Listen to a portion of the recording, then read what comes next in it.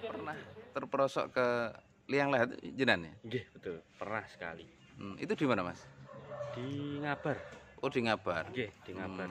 Perasaannya panjenengan gimana, Mas? Yo mak teratap kok tedok.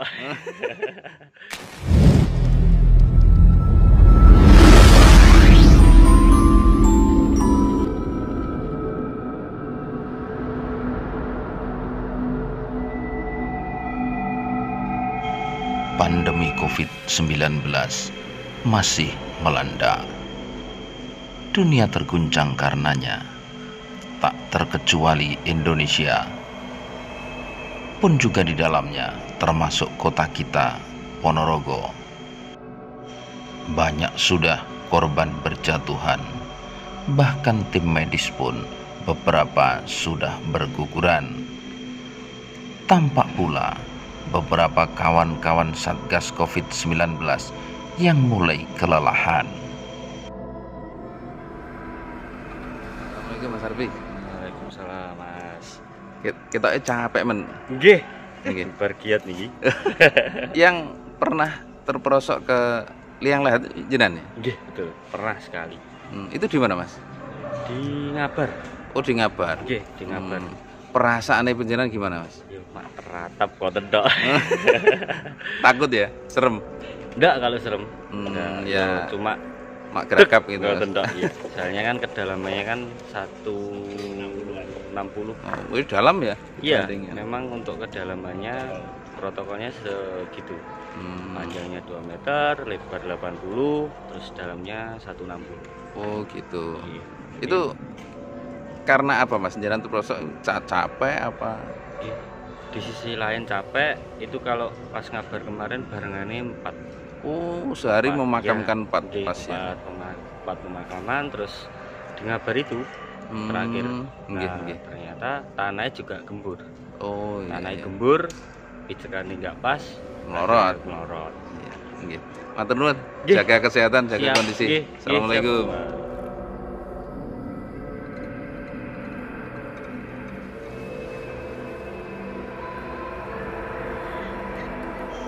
Di seluruh Indonesia yang sudah terlacak, hampir 800.000 orang terpapar oleh virus corona. 22.911 atau mendekati 23.000 nyawa sudah melayang karena infeksi virus mematikan tersebut. Sementara untuk Provinsi Jawa Timur, 87.070 kasus sudah ditemui. Artinya 87.000 orang lebih sudah jelas-jelas terpapar positif virus corona COVID-19. Sementara dari jumlah tersebut, 6.065 orang meninggal dunia. Sementara di Ponorogo, 1.274 orang dinyatakan sudah positif terinfeksi virus corona. Dari jumlah tersebut, 55 orang sudah meninggal dunia. Terlepas dari banyaknya kontroversi tentang pandemi ini yang terjadi, tentu saja kita semua berharap bahwa kondisi ini segera berlalu, pandemi ini segera sirna, dan kita kembali beraktivitas seperti sedia kala. Jenuh sudah tentu, bosan sudah pasti. Tak heran banyak orang menilai pandemi ini dari sudut pandang yang berbeda. Tentu saja ini sebuah kewajaran. Tekanan psikologis akibat keadaan tak menentu, tak bisa bekerja, itu adalah kondisi yang nyata. Maka tak heran banyak orang, banyak pihak yang mengungkapkan segala tekanan kejiwaan ini, segala kekecewaan ini dengan kalimat-kalimat hujatan yang tentu saja menyakitkan telinga dan membuat pedih di mata. Sosmed memang barangkali terlalu kejam, dimanfaatkan oleh mereka yang mengekspresikan segala rasa kecewanya. Akan tetapi tentu saja kita juga harus melihat fakta bahwa dalam pandemi ini banyak pihak yang berjibaku, tenaga kesehatan, Satgas Covid, maupun relawan yang mencurahkan waktu dan meluangkan tenaganya. Assalamualaikum Pak Arif. Salam. Salam tangguh. Oh iya, Iya, harus tangguh. karena suasana masih seperti ini Pak Arif ya. Ya. Ini Pak Arif, saya pengen nanya, Pak Arif kan secara aktif terlibat dalam mungkin evakuasi pasien, terus juga penanganan jenazah Pemakaman pemakaman dan lain sebagainya. Ya. Itu sudah berapa lama dan berapa banyak Pak Arif? Sejak ada pandemi COVID ini, langsung untuk pemakaman memang di BPBD itu saya yang menghandle. Itu dimulai dari awal, dari bulan apa? Bulan Juni atau apa itu. Iya. Kalau jumlah yang secara nyata terpapar COVID sampai hari ini khusus untuk Ponorogo itu 58. Itu konfirmasi COVID. Tapi kalau pemakaman dengan menggunakan protokol COVID sudah 130-an sekian. Kalau yang berarti yang 80-an orang itu klasifikasinya suspek atau dalam pengawasan. dikhawatirkan kalau ya. Di Ponorogo ini ada beberapa kali kejadian yang tidak menggunakan protokol COVID, ternyata hasil swabnya positif dan akhirnya meledak. Ini kasus-kasus seperti Cindewile, seperti Panjeng itu kan sempat meledak karena memang khawatir, jadi perlunya pengamanan menggunakan protokol COVID. Itu Pak Arif, beberapa kali kan kita melihat tayangan video ya, di pemberitaan online maupun di media-media yang lain. Di Ponorogo sempat terjadi beberapa kali Satgas ya? Satgas yang terperosok masuk ke lubang kuburan. Itu gimana itu ceritanya?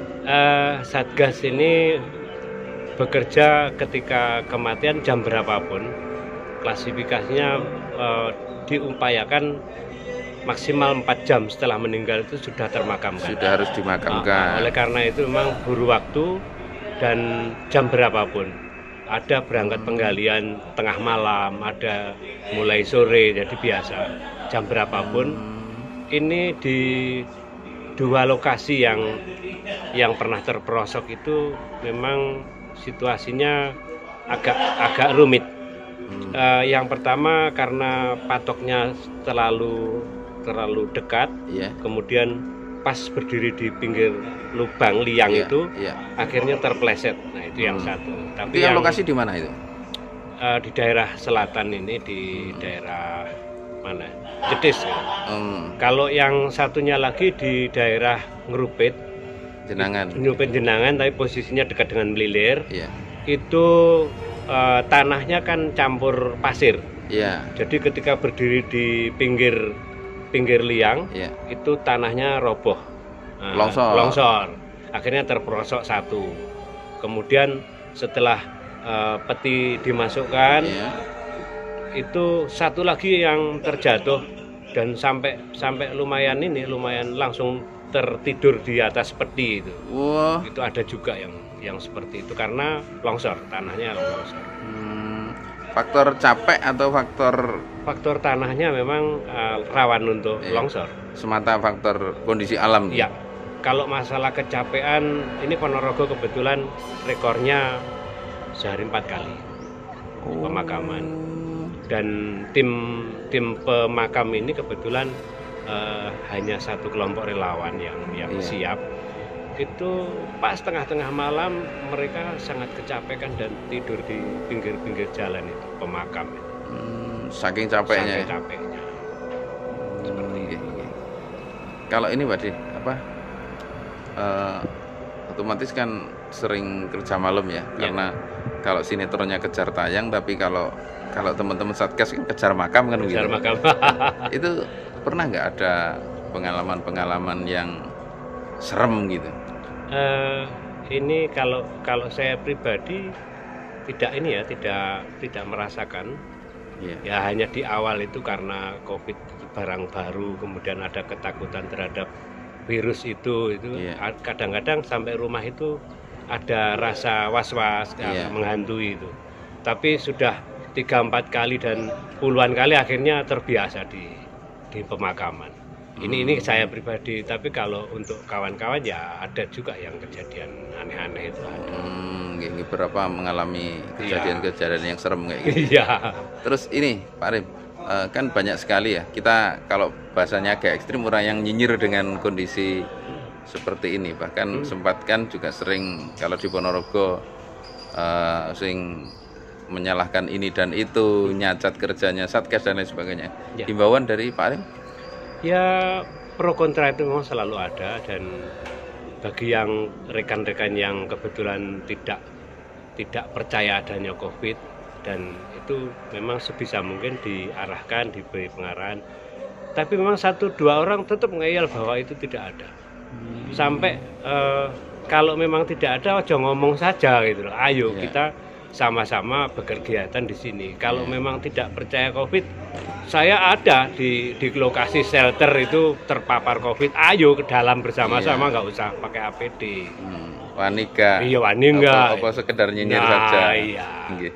Matur nuwun, Pak Arim, tetap jaga kesehatan, jaga kekompakan dengan teman-teman seluruh Satgas, biar corona segera berlalu. Matur nuwun, assalamualaikum. Salam, semoga sehat. Amin, amin, amin. Ini kunjungan kita ke kantor BPBD Ponorogo. Saya sudah mewawancarai 2 personel yang terkait dengan kegiatan apa ya? Kalau saya bilang evakuasi, tapi tidak apa namanya. Pokoknya ngurusi jenazah pasien COVID. Satu pesan saya bahwa Anda boleh tidak percaya tentang keberadaan COVID, tapi faktanya bahwa COVID ini ada, terlepas dari segala macam rekayasa yang ada. Jaga kondisi tubuh, jaga imun, biar sedapat mungkin kita berusaha mencegah, dan jangan sampai nauzubillah min dzalik kita sampai terpapar. Matur nuwun, salam.